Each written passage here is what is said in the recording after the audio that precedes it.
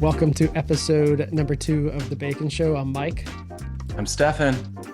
And we thought we would start this show off by just explaining why it's called The Bacon Show. And I'll let Stephan start. Well, why don't we should just keep that a mystery. Oh, okay. Yeah, I like that. Just kidding.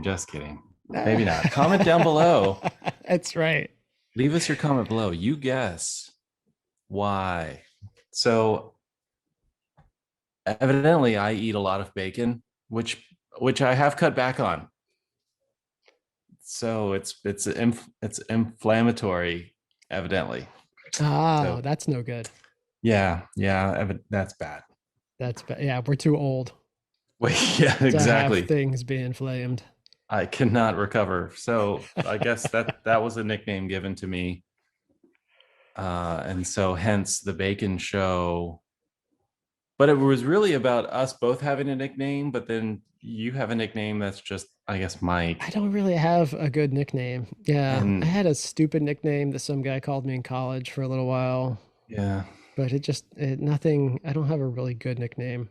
Didn't stick. And then once you said your nickname is Bacon, and I thought, well, I don't eat bacon, yet we're still able to be friends and have this podcast. See? And at this day and age, that feels like a victory. Reaching across the aisle. Right, exactly. The bacon, maybe it's the aisle at the supermarket. The bacon, yeah, that's right. There you go. That's what it's all about. Yeah, I do enjoy the Tempa bacon. Yes. So. Yes. I have no clue what that is. That's all right. Well, Mike, why don't you tell the audience about yourself a little bit? Give us I will try to. 15-second pitch. I will try to. I'm very bad at self-promotion. Yeah, well, join the club. So I will try to. So I grew up in Florida and then went off for college and traveled around a little bit and attended 5 or 6 institutions of higher learning. And then ended up in California for about a dozen years and worked making documentaries and nonprofit fundraising kind of films and got to travel around the world a bit. And then about 2 or 3 years ago, came back to my hometown and I'm back in Florida and got to reconnect with some old friends like you. Guess who's back? Yeah. So I remember it's fantastic. Good. I remember in high school, we always talked about the Dolphins. Yeah. And even if they lost, it was part of Don Shula's master plan. That's right. And how that actually correlates to some of what's going on today is uncanny.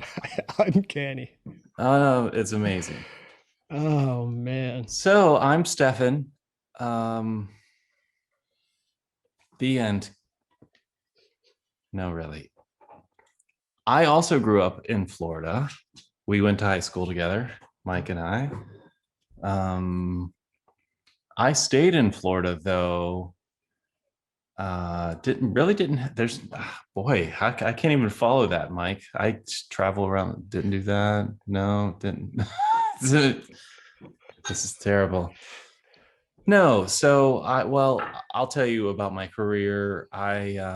I got into graphic design through college and then found the internet, fell in love with that because it was kind of like the best of both worlds with art and engineering. Really like both of those things. And then you throw in design into that, like interface design, and then that's everything that I really love. So I started a job at a couple different design firms locally, and every time they would lose a client or something, they would always lay off people. So I got laid off my first, I think 2 or 3 places. Oh, wow. No, 2 places, and the last place fired me. Okay. Clearly I'm unemployable. So I set out on my own after that, and have been doing consulting ever since. And so recently I've been trying to do some more with film, and that's where Mike and I got reconnected to do an interesting little horror short that we'll link down below if anybody's interested in that. Um, and yeah, just looking at this YouTube thing, looking at all these YouTube creators raking their millions of dollars, saying, Why not "How in the us? world? Why not us? Why not us? How in the world are they doing that?" So yeah, Oh that's me. man. But engineering, design, art, that's really where it's at for me. That combination is absolutely love. Man, I feel those early job pains. Oh You were man. getting fired and nobody would hire me. that's that's part of the reason why I ended up in grad school. Nobody would hire me. So I just kept going to You school. needed something to do. Yeah. Why not? Let's Hey. rack up some more debt. Oh, school debt. We should have an episode just on We really should. higher education. Yeah, no, that's really interesting. It's the one of the challenges for me when it comes to like anything that's tough to complete is getting through, like if it's higher education or creating my next YouTube video. Mm-hmm. Sometimes just the idea of jumping in has been so tough Yeah. that I've heard about this concept called negative visualization. Have you heard about this? I haven't really until you shared it with me. I hadn't heard of this. Okay. So it's a philosophy or a philosophical concept that the Stoics adopted, and it was originally from someone else and adopted by the Stoics. It's this concept where I'll try to set an example. What might be Mm-hmm. the best way to do this? Yeah. Let's say you went to an interview and they didn't hire you, they hired someone else. Or my example, I go to my job and they tell me they're firing me. Bad day. Most people would say this is a bad day.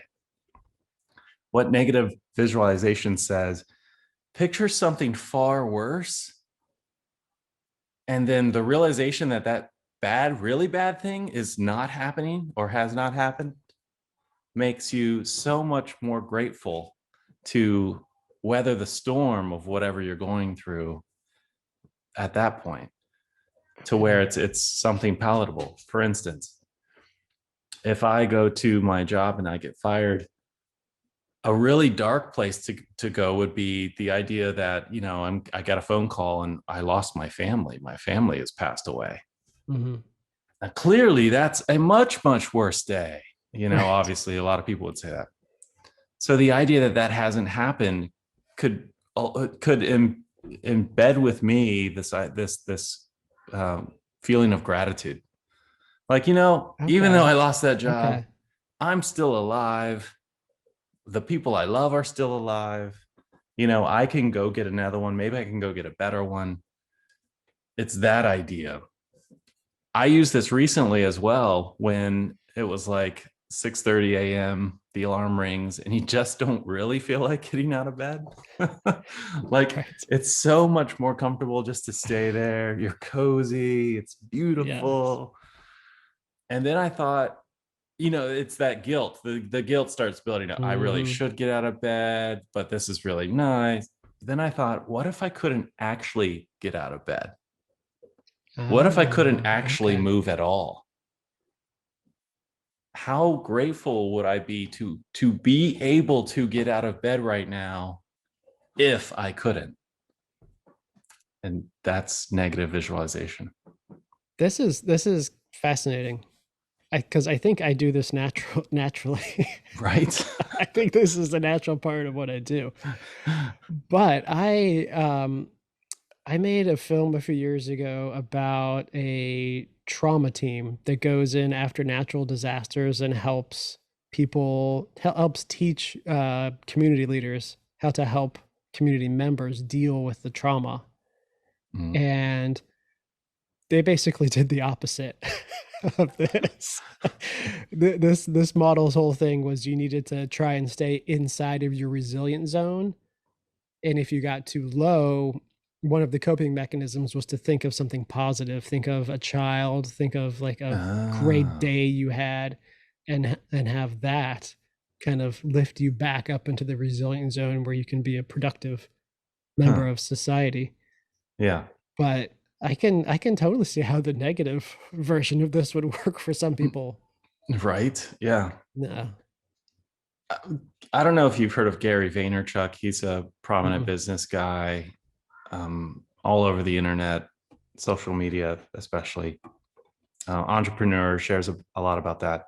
He talks about negative visualization. He's the one who goes to that dark place where, he Okay. gets a call and his family has died. Right. He's like, the grief that you would experience if that actually happened is far less than, losing a client or losing your job, or, these types of things that we Right. normally go through. So I guess for him, it really quickly snaps him out of that woe is me kind of feeling. That's yeah, no, that's I feel like I may have used that yesterday Mm. when I was sending off an email about some potential projects, and I was feeling like, oh man, maybe this isn't the right wording, maybe this isn't right. And I was like, what's the worst that could happen?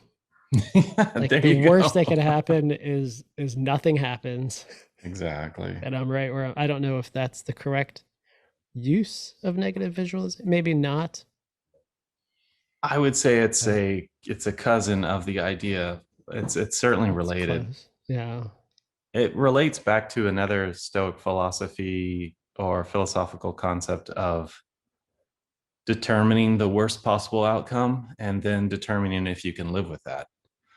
So Mm, in your example, the worst possible outcome is they literally say nothing to your email, they ignore it. right. Which, can you live with that? Yeah. Probably. That's But you could that's do that on interesting. you can do that in even deeper scenarios where, let's say you want to quit your job and pursue this other career. Maybe is going to be a leap, right? Like it's going to take a lot of work and it's Hmm. uncertain. Well, worst thing that could happen is XYZ. Can you recover from that? How long Right. would it take you to recover from that? Those types of things. You kind of plot that out and make the decision based on, okay, yeah, I'm comfortable with that bad thing happening. And then you do everything you can to avoid that bad thing happening, sort of That thing. that's interesting. Yeah. On I feel like on some projects that I've worked on, we've had to pitch the worst outcome.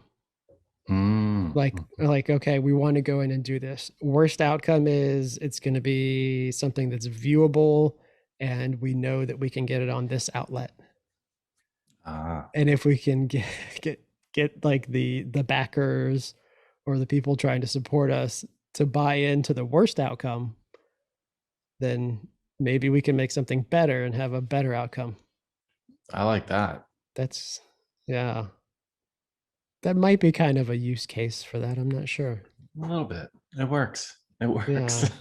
Yeah.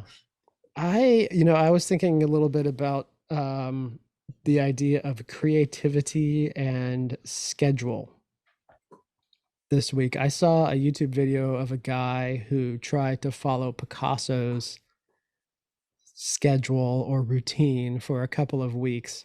I saw that. Yes, that was interesting. And it's so this Picasso would wake up at 11 a.m., have breakfast and leisure time, apparently, and then paint from 2 p.m. to 10 p.m., have dinner at 10 p.m., and then paint from 11 p.m. to 3 a.m. Wow. Go back to sleep and start that all over again. And then I started Googling a little bit about this and I saw some other stuff like Maya Angelou, when she would work, she would rent a hotel room just to go in and write. And she would write from 6:30 to 2 p.m. Um, she wouldn't sleep in the hotel. She would just go there to work and then go home, which is fascinating. And other people, do this stuff like this too and have like kind of very strict schedules. And I tried to kind of relate it to what I'm doing with my schedule to try and kind of Mm. boost creativity a little bit and try and figure out if keeping kind of a strict schedule helps with creativity. And I think it does. I think it does a little bit. Some people go way overboard. I think I was reading one guy who does like 2 4 hour like deep work sessions a day, and then does another 2 or 3 hour light work session, in the evening. And I just don't know how anyone could keep that level of productivity up like for that long during a day. That's Lex Fridman, right? That's right. Yeah. Did you see that? Yeah. That video he did about his schedule? This is the source of much guilt for me.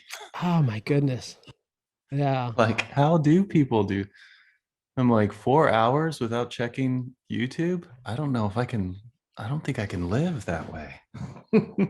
Yeah, no, I I can't either. I mean, my schedule is basically um wake up, do some stuff, putz around the house a little bit, usually do the dishes in the morning, Mm, and then I'll try and go for a run at least 4 or 5 days a week and mm, try and exercise for about an hour. But the way I try and make my run productive, if you can call it a run, it's really more of like a jog. Is the evening before, I'll write down kind of the creative issues or problems that I'm struggling with. Like if I'm working on a film, I might write down like the story issues I'm having getting from one plot point to the next. And then during my jog, I'll try and kind of let my mind wander around that idea, not trying to focus on any specific thing. And it's incredible, like the amount of times I've been able to come up with a solution that way. So I think it's like a mix of letting my brain work on the problem while I sleep, and then something about exercise, I think just like creates good brain activity for being creative. I know there's a lot of people that think exercising in the morning is a total waste because it's your best time to write or to be creative, but I don't know. That seems to work for me. that sounds great. I've started exercising in the morning, just doing a fast walk, Hmm. and that's been really nice. My mornings start around 6:30 though. Okay. Um, and then when I get into the office, walk across the room, Right. um, this is where I think I have the biggest trouble with that focus block. That's Mm, what I've been feeling guilty about. Like,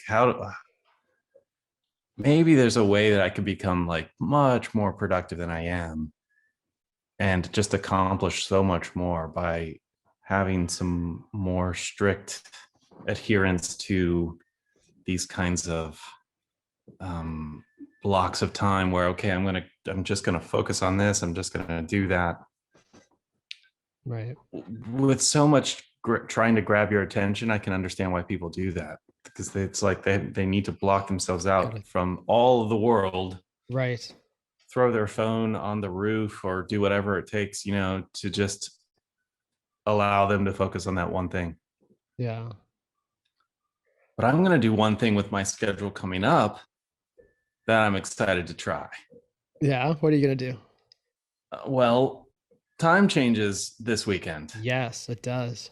So we spring forward, which means we would lose an hour in the morning, I think. Wait. Right. Yes. Okay. Yeah. And I've been thinking about this because it never made sense to me. I don't know if it was done for the farmers or not, like they need more daylight. But then I'm like, well, if they're just adjusting their work schedule with the clock, it actually doesn't work. No. And then I also thought the thing that's so bad about this is that we're messing up our circadian rhythm every time these shifts happen because we move our body rhythms to the clock. Yeah. All kinds of crazy Um, stuff happens, right? Like more car wrecks, more there's all kinds of more bad heart things. Heart attacks. attacks. Yeah. There's like all these crazy things happen. So then it got me thinking, what if I didn't change my body rhythm at all? Ooh. So I go to bed at 10:30. Hmm. My alarm rings at 6:30. Based on this new schedule, I go to bed at 9:30. My alarm rings at 5:30. My body doesn't know anything has changed. Right. I've just moved a block of time from the nighttime and I put it in the beginning of my day. And oh, by the way, I'm a morning person completely. So I'm moving what I would call more wasted time into a highly productive time for me. Right. I know 5:30 sounds crazy to some people, but I'm already waking up at that time because it's actually 6:30 my Right. body, the time that my body knows. Yeah. That's So, interesting. yeah. I wonder if you will. Well, I mean, you shouldn't notice any difference. That's Right? it. The It's the only rest of difference I'm us going to exactly. who The only notice the difference I'm difference. going to know is that I have more time in the morning Right. before I have to do everything else. Yeah. So that I thought was like, wow, because I have my 9 a.m. morning with my team, Mhm. and now I've got an extra time between those two things. So I can do my walk and get back and get ready, and it's 7:30. And now I've got an hour and a half plus Yeah. to do whatever I want, or dive into a creative project, probably dive into more YouTube related stuff, Right. or stuff with my house that I'm building. That is a big project. Oh, I can't imagine. I don't, I'm, there's, there's so much to say about this. Well, to start, the construction industry is just going insane right now. So I wonder if the housing, like what's happening now, is in any way similar to the housing bubble from like 2008, 2009 ish. Because then it was first there was the big bubble, and then people started buying houses like crazy. And I tried to buy a house, and I had everything lined up, but for every offer that I put in, and this was in Southern California, a little bit out of LA at the time, somebody would come in, an investor would come in and grab it Mm. for everything I put an offer in. I wonder if the housing economy now is similar to that, where it's difficult, especially for lower end, um, like the lower priced housing, for people to get into that because it's being bought up by investors. I don't know, but I don't know if that will make the cut. Well, it's definitely something that there's very little inventory right now for housing. Right. So this is another thing that's driving demand on just existing homes, is that if you want to buy a house today, the prices are high because there's Hmm. low inventory, and the pandemic definitely fueled this on. Yeah, Um, and so it feels like a bubble. It feels like a it bubble, does. but Right. Yeah. when is it going to come back down to earth? I think in November it had the highest increase in 1 month ever. That's incredible. November of last year, 2020. So Yeah. I was reading a little bit too, and it was saying that contractors and builders started scaling back at the beginning of the pandemic, expecting things to go bad for them. And when the opposite happened, they weren't ready for people mm, like you to come in and build. So, yeah, I think it's right. I mean, it's going to be interesting to see how this shakes out. But from what I'm hearing, until the interest rates go back up, yeah, demand for housing is not going to go down. People right. are willing to pay the higher price to lock in the lower interest rate now. Yeah, And so they're just continuing to buy. yeah, Something's got to give, though. yeah. Maybe I hope the interest rates stay down though, for my That is true. sake, That is for true. what I'm ready to buy. Maybe one day. That's the Keep looking, dream. start looking. Yeah. I guess it's low interest rates that's really driving a lot of this, which is Yeah. nice. I mean, it's nice to have low interest rates if you want to lock in a 30-year mortgage. Lower interest rate is a better payment. Yeah. But then I think with everyone having to stay home during the pandemic, it inspired a lot of people to either, build on that addition for their office, Mm-hmm. or get out of the city and move to the country and build a new house. So there's such a supply demand issue right now. Right. uh, just recently, a sheet of half-inch plywood went to almost $50 a sheet. I mean, this stuff normally sells for $20. So That's crazy. yeah, and then all of these other prices on materials are going up. Lead times. So the people with the windows, they're saying, you really need to place your order 3 months in advance, Oh wow. because that's how long it's going to take. This is for materials, right? This is just for Just for materials. materials, yeah. Yeah. Let alone getting We're, the people to actually do the work, that's what I was going to say. That's right? the real problem.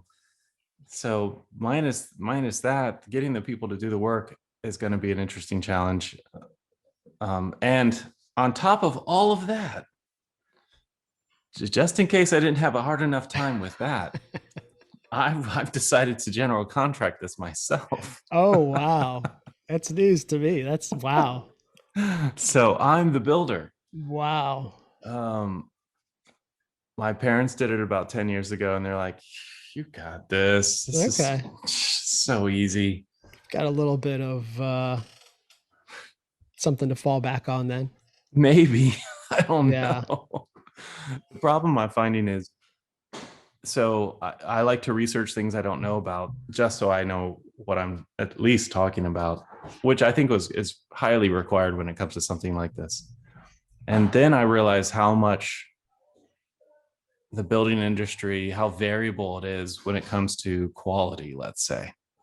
Right. So high performance buildings don't just meet the current codes, but most buildings today, homes, let's call them in this case, are built just to code, and that's it. Mm-hmm. So if you want anything more than that, um, you've got to do all these other things that require either someone who really knows what they're doing, or a lot of research, or um, a lot of attention to the details. So of course, for me, I'm like, yeah, well, of course I want that. I want the best indoor air quality. I want it to feel the most comfortable. I want it to be Yeah. energy efficient. The most Um, hurricane proof, that too. right? Yep. And so that's going to be a really, the worst thing about it is not knowing exactly how this is going to end up. Right. Does that make sense? Like, man, like What stage are you at right now? I'm Because in the okay, pre. you're building a house and a workshop, right? Yes, that's right. Okay. So to reset on that idea, I bought an acre of land in the country-ish. I used to say I kind of lived in the city, and now I kind of live in the country. I mean, it's not really, it's still 15 minutes away from a mall, Yeah, but but everything is. it, right. But it's a bigger piece of land. It allows me to build a workshop and a main house if I want. My idea was to get out there and start living there, was to build my workshop and attach a small studio apartment Okay. to it. So that's what I'm building. I'm in the pre-planning stage, meaning that I'm going through architecture and engineering and getting all of the material selections, all of that stuff down. Okay. Yeah. And that means I'm researching not only products and materials, but even design ideas. Okay. So I came across this Yeah. one concept called Wabi-sabi. Have you heard of that? I have not. Not before you mentioned it, Not to be confused with wasabi, which is delicious. which, if you like hot stuff, is Yes. fantastic. Wabi-sabi clearly is Japanese, but the reason why I learned about it was I was looking at different design styles, and this one called Japandi. I saw a YouTube video about Japandi. Mm, Japandi takes Japanese and Scandinavian design styles and I guess puts them together. that's And fascinating. yeah, one of the concepts around Japanese design styles um, is Wabi-sabi. It's the idea of impermanence and imperfection as being something that is good to have. Okay. And so you can think of it as an idea of having a cracked vase that that you still proudly display because it shows a human side to the structure. It's cracked, it's imperfect, but that makes it more human. And another scenario or another example of that is anything with wood. You know, you've Mm, got the wood grain, the texture, anything that grows in nature is clearly imperfect.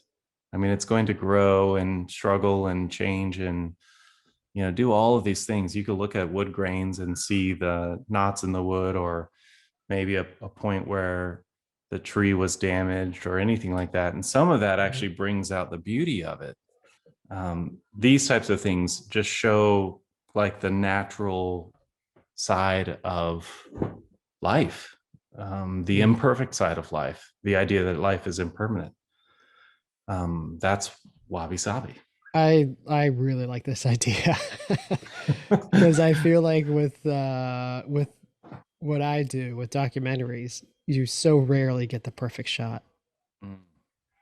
Sometimes you come close, and every now and then you might get this great shot, but usually you're working with something that's not quite perfect, and you're trying to like make the most beautiful thing that you can out of something that's not quite perfect. I feel like this flows right into that kind of concept. 100%. Yeah. Yeah.